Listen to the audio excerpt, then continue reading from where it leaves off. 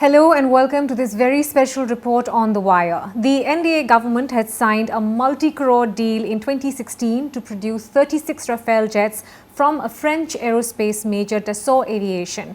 Since then, several questions have been raised about that deal, including the rates that were paid on the aircraft and alleged corruption. But the government, the central government in India, as also the government in France, has rejected all those charges. In a three-part investigative report, Yann Philippin of Mediapart, which is an independent French online investigative journal, has documented several anomalies that have come up and the names of several parties that were involved in that deal. There are many new and disturbing details that he has documented in part 1 and 2, but this is the most explosive part 3. Thank you, Yann, first and foremost, for speaking to The Wire. I just want to read out to our viewers a little bit of a context on what you've set out in part 3, and then we'll get talking about it in more detail. Mediapart's revelations show that Sushen Gupta, somebody who you have talked about in part 1, was paid several million euros in secret commissions to offshore accounts and shell companies using inflated invoices for software consulting. These payments were on top of a questionable contract with Dassault for making replica models of Rafale jets worth 1 million euros, something you talked about in part 1. I want to delve in more detail about this, Yann. Yann, thank you for joining us and for writing the explosive story you have. I want to start with the relationship that you have found for Sushen Gupta, what it existed as, and how far back it dates to a relationship between both the governments as also with Dassault. What happened is that, as you know, Mr. Sushen Gupta has been arrested, then released on bail and indicted in a very famous corruption scandal, which is Augusta Westland Choppergate. So he has been charged by the Enforcement Directorate of India, the agency fighting money laundering, and the investigators at the Enforcement Directorate. So they investigated Mr. Gupta and the financial flows around him related to these helicopter deals. And what they discovered is that Mr. Gupta was also the agent of Dassault for the Rafale deal. And they also did a striking discovery, which is that Dassault and also its partner Thales, who is manufacturing the electronics of the Rafale, paid secret offshore commissions, several million euros of commissions, to Mr. Gupta through exactly the same financial scheme as in the helicopters case. So what they did is that, what Dassault did is that they ordered inflated software consultancy service to an Indian company close to Mr. Gupta. And this company was doing kickbacks of this money to Mr. Gupta.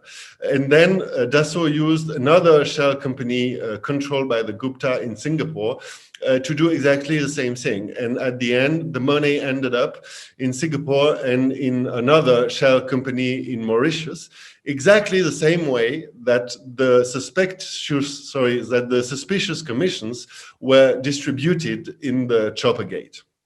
Do you have a sense of the numbers we're talking about, Yann? When you talk about several million euros paid, is there an indication of what kind of kickback Sushen has received? It is difficult to give a precise figures because some of the documents are very clear. Some give strong circumstantial proof, but not absolute proof. So several million euros is for sure. And for instance, we discovered an accounting spreadsheet of Sushen Gupta, which is from the case file of the Enforcement Directorate. And in this case file, an entity called D, which is the usual code name that Mr. Gupta uses to talk about Dassault, pays 14 million euros to this shell company in Singapore. And so we cannot be 100% sure that this D is Dassault, but the fact that Dassault paid this company in Singapore for Mr. Gupta is corroborated by other evidence from the case file, like, for instance, testimonies and also subcontracting contracts. For instance, there is a contract where this same shell company in Singapore officially subcontracted a software consultancy service to another shell company in Mauritius, also controlled by the Guptas, despite this shell company in Mauritius basically was just a shell and was not a real IT company. When does this spreadsheet date back to, Yann, in the documents that you have had access to? These documents, it depends, it depends from the document, but these documents are from the years 2000s and 2010s. The reason I ask this question is because I'm trying to figure whether the Enforcement Directorate here in India actually has enough tangible evidence to go ahead with an investigation into Sushen Gupta and his involvement in Rafale. Because as you said, they already have access to a lot of documentation because of the Augusta Westland case. Do they have enough information, in your sense, to actually go ahead with investigations on Rafale? Yes, that is one important question raised by our investigation, is that all the information that we publish today is from the Enforcement Directorate Augusta Westland case file. So the Enforcement Directorate has all this information. And what is interesting too is that when they filed the criminal complaint, the charge sheet against Mr. Gupta back in May 2019, in this charge sheet against Mr. Gupta, the Enforcement Directorate writes, and it's not Mediapart who writes it, that's the ED itself. They write that they discovered that Mr. Gupta received commissions in order to influence other defense deals, meaning other defense deals as the Choppergate, and that investigation would be undertaken about these other deals. And the question is that it was 2 years ago, and there's been no visible sign of such investigation about the Rafale deal has been opened. So the question is, given all the information that they collected, did or did not the Enforcement Directorate open a new investigation based on this? And so we asked them the question, of course, and unfortunately, we didn't get an answer. So let's take a couple of steps back in terms of how long this relationship has been. From what you have gathered, it looks like the relationship between Dassault, Gupta and Rafale actually go back several years. What is the modus operandi or the chain of operation that you found, Yann? How is it that Gupta played the middleman to the advantage of Dassault? So yes, the relationship between Dassault and the Gupta dates back to 2001, which is interesting because 2001 is the year that the procurement of the aircraft, the jet aircrafts, was announced by the government of India. First announcement was this same year in 2001. And that's the same year that Dassault hired the Gupta. We can see from the documents that Mr. Gupta was very active. He was giving advice. He was writing notes. He was also helping on the calculation of the prices. We will get back to this later.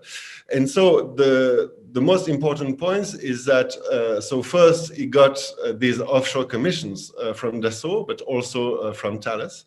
And second, and there are two other very important points.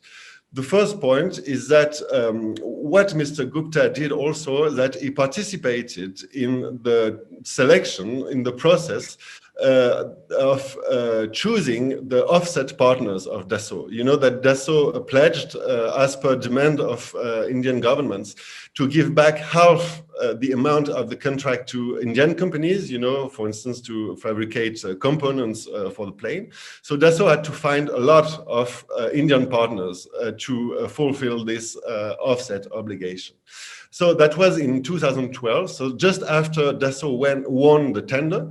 But the tender was won, but the contract was not signed. As you know, there was still a big negotiation in order to transform this victory in the tender into a real contract.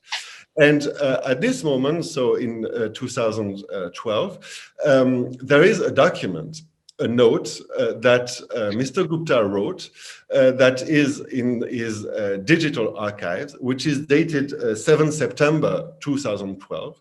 And the content of this note is on all appearances destined to Dassault because of its content, and also because in the same document there is a plane ticket for Mr. Gupta for a flight from Paris to New Delhi. So we can guess that.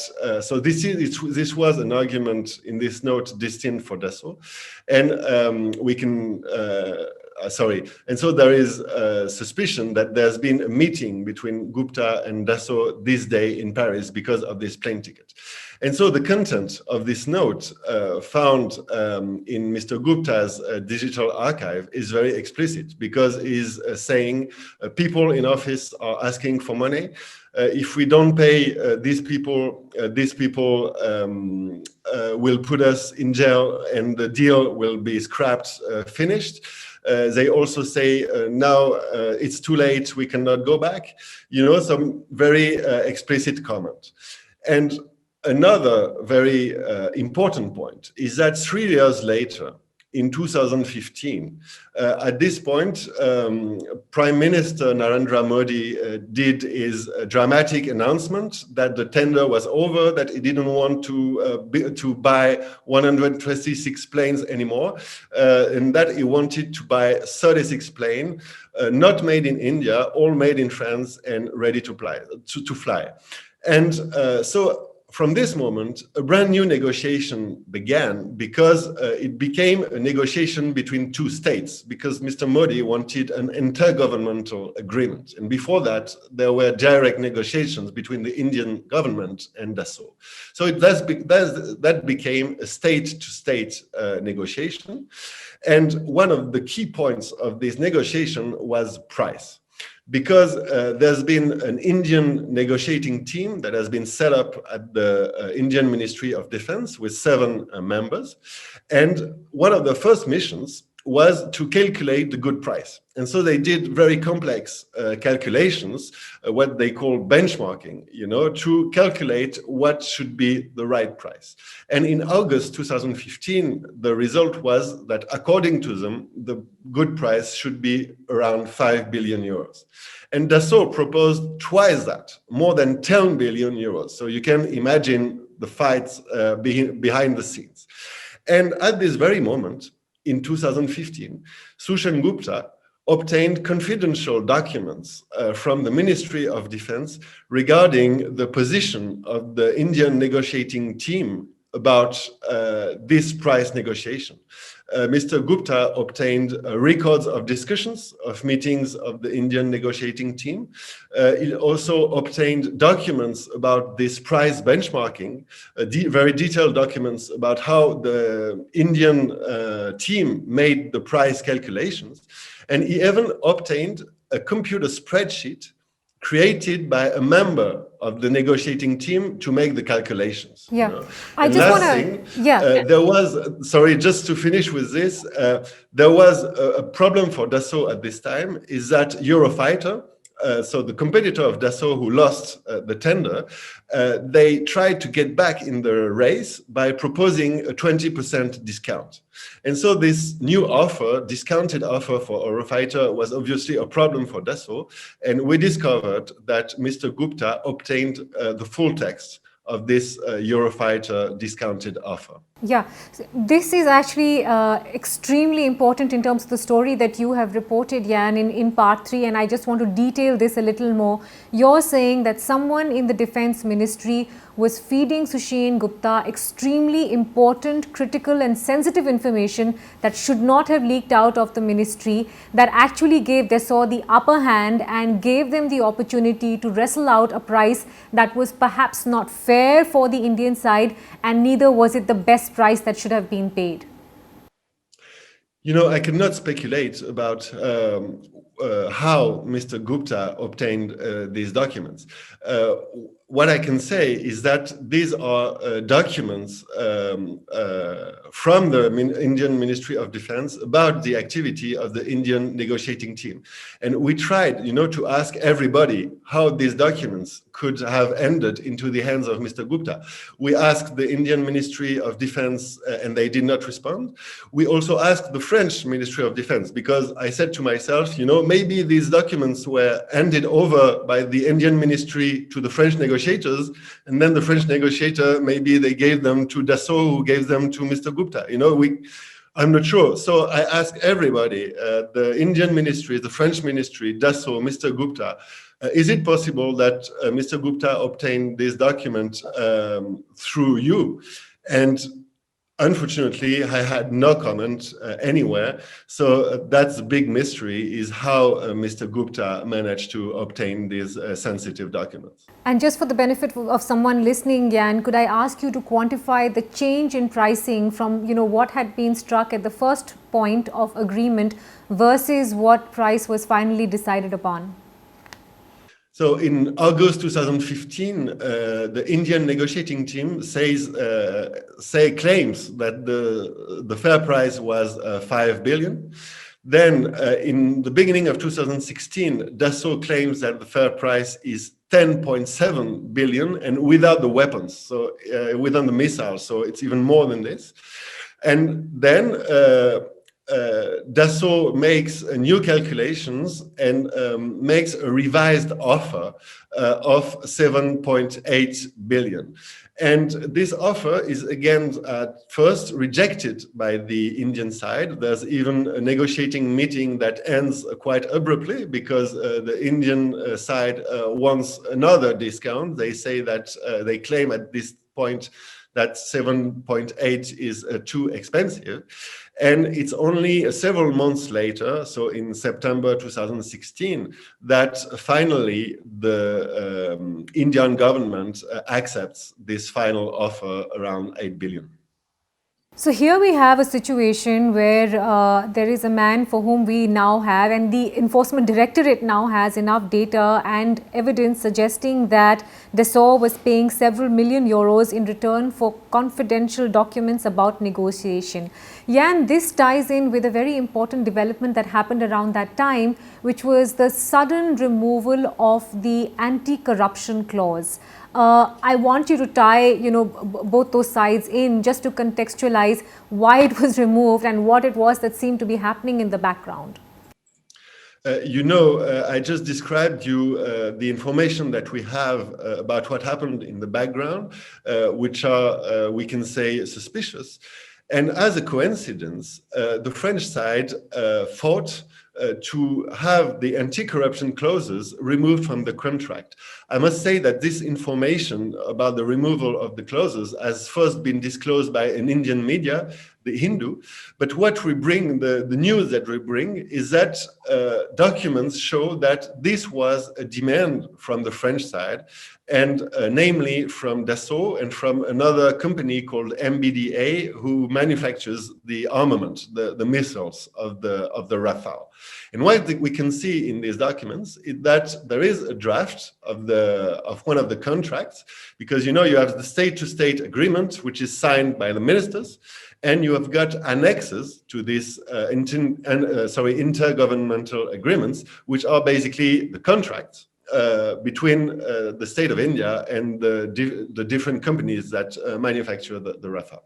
And so in 2015, you've got a draft of the contract on the weapons, which is sent, and the French side wrote that the anti-corruption clauses are not applicable. And we can see in the same documents that the Indian negotiators, they don't agree with this. And so they deleted, strike through this not applicable, and they put the clause back again in the contract. But in another documents from the Rafale papers, this one from Dassault for the supply of the aircraft, which is sent to the Indian negotiating team a few months later, we can see that again, there is not applicable written on these anti-corruption clauses. And according to the report by The Hindu, it's only in September, so very shortly before the final signature, that the removal of these clauses have been accepted by the Indian side during a meeting headed by the Minister of Defense of India. And the real question that is posed by our information is, was the French Defense Minister at the time, Mr. Le Drian, which is today France's Minister of Foreign Affairs, did Mr. Le Drian approve this removal of the clauses? And if he did not approve, was he informed about it? And again, he gave us a very vague answer. All he told us is, I cannot validate your information. And these clauses are very important. The Indian people must understand what they mean. These clauses, it doesn't mean immunity. It doesn't mean that you cannot be prosecuted if there is corruption. But these clauses say that if there is corruption, or even less, if the seller just pays an agent in order to influence the government, it's not corruption. It's just paying an agent in order to benefit from his influence. So doing corruption or paying an agent, if the seller does that, then India has the right to cancel the contract and to ask money to reparate the prejudice caused. And so this is a clause that protects basically the government of India in case corruption is found later on. And given all the suspicious activity that I described you and that we found in the documents, I guess that could be a clue about why the French companies wanted these anti-corruption clauses to be removed. What are the consequences now that those clauses have been removed, Yann? Does it mean that sort of indemnifies or saves Dassault from any kind of prosecution?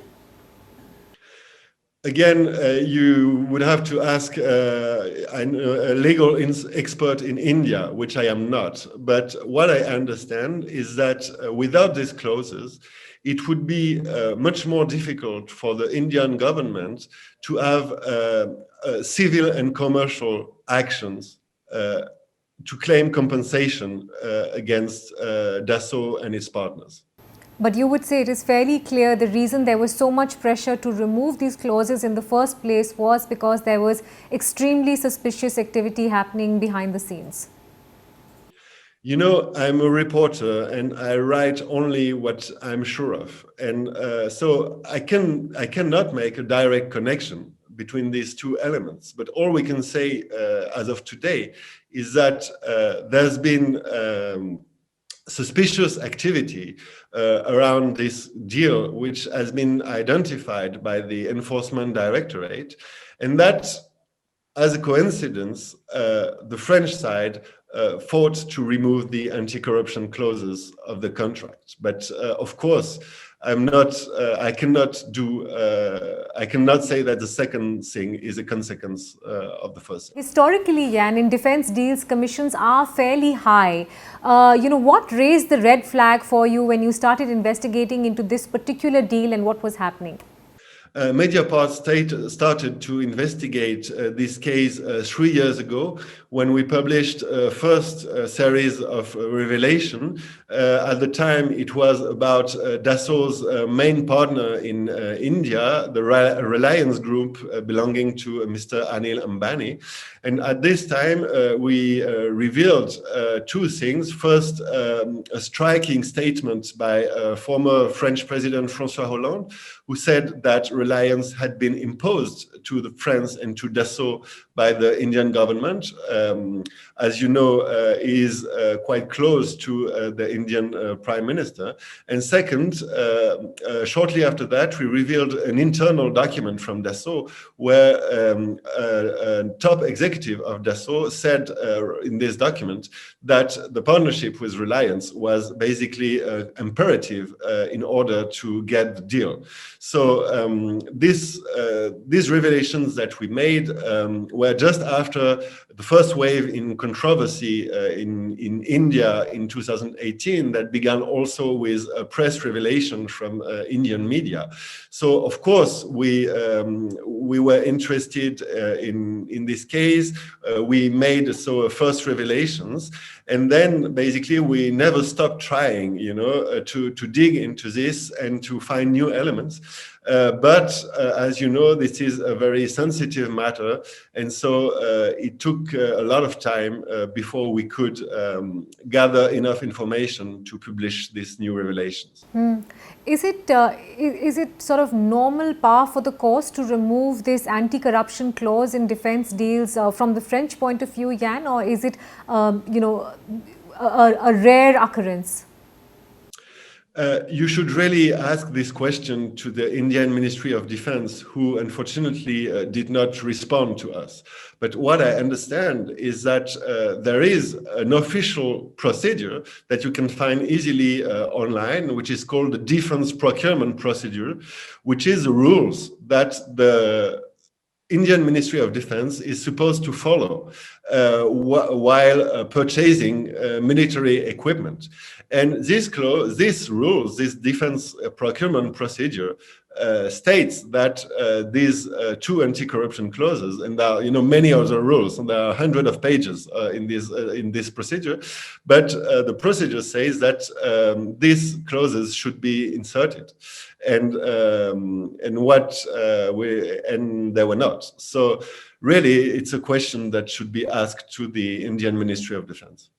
And we hope to get some answers on that. Yann, you mentioned earlier that you found that Sushen Gupta had also been involved in the selection of offset partners locally here in India.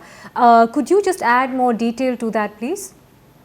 What we see is that he has been active for this, and we also revealed that, for instance, in 2012, when time has come for Dassault, just after they won the tender to select these Indian partners, one of the shell companies of Mr. Gupta in Singapore drafted 3 different contracts, consulting contracts for Dassault, especially about this. This was what's written in the contract is that it's about market studies, about the Indian defense market, and consulting services about the potential Indian partners, Indian manufacturing partners for the Rafale. But we don't know exactly how deep he was involved in this, and if it was just helping selecting relevant companies, or if he played even a greater role in this process. One final question, Yann. As you said, this is a story that has been revealing itself for quite a few years now. Sherpa in France did actually ask for a deeper investigation into it, which did not happen. What is your sense of how things will reveal themselves after this 3-part series that you've done? Do you think there will be more pressure from civil society or the public at large to hold a deeper inquiry into this and hold the French government accountable, or do you think this will be buried? I don't know. All that I can say is that this case, as of today, has not been investigated as it should, especially in France. Because as we revealed, there's been this strange payment for the purchase of Rafale models, which was buried by the French anti-corruption agency. Then this NGO, you talked about this anti-corruption NGO, Sherpa, filed a complaint to the financial prosecutor in Paris, and they did not investigate.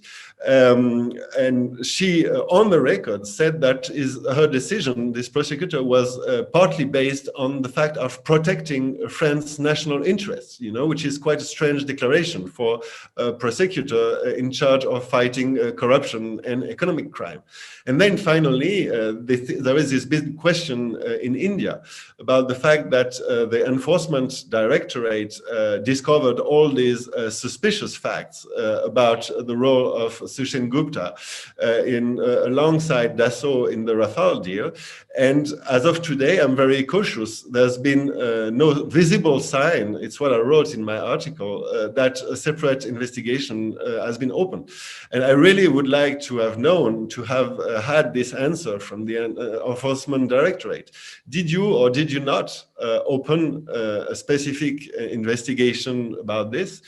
Because my personal conviction, given all the elements that have been out, first in 2018 and today in our new revelations, is that there is enough, so that to justify a real official investigation, both in France and India. I appreciate your time and for joining in and walking us through these extremely important and revealing details, Yann. Congratulations again on what has been a deep investigative piece by you. Thank you very much for joining in today. Thank you very much. To receive instant updates on all videos from The Wire, click the subscribe button and hit the bell icon. Pay to support independent journalism. Click the link in the description and choose the amount you want to pay.